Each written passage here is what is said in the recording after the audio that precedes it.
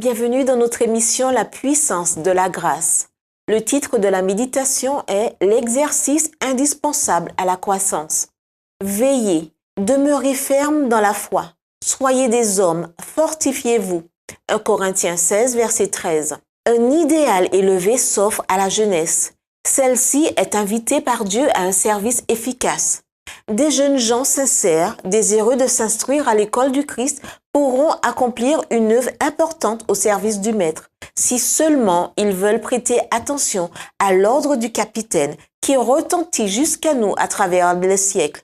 Soyez des hommes, fortifiez-vous. C'est par l'exercice qu'on se fortifie.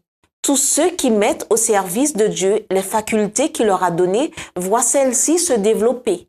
Par contre, ceux qui ne font rien pour la cause de Dieu ne grandissent ni en grâce, ni en connaissance de la vérité.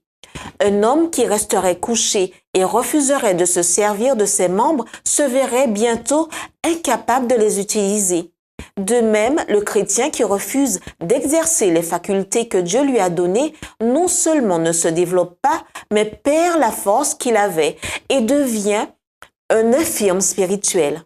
Ceux qui, au contraire, par amour pour Dieu et pour autrui, s'efforcent d'aider les autres deviennent forts et fermes dans la vérité. Le vrai chrétien ne travaille pas pour Dieu seulement sous une impulsion momentanée, mais par principe, et non pas pour un jour ou pour un mois, mais pendant toute sa vie. Il faut enseigner aux jeunes que ce monde n'est pas un lieu de parade, mais un champ de bataille.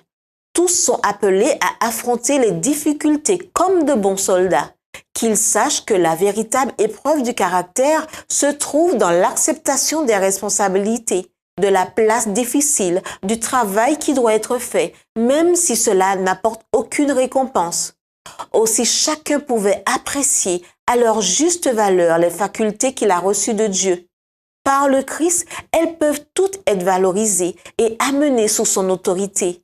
Par vous-même, vous êtes impuissants, mais par la grâce du Christ, vous pourrez les employer de telle sorte que les bénédictions les plus abondantes en découleront pour vous comme pour les autres.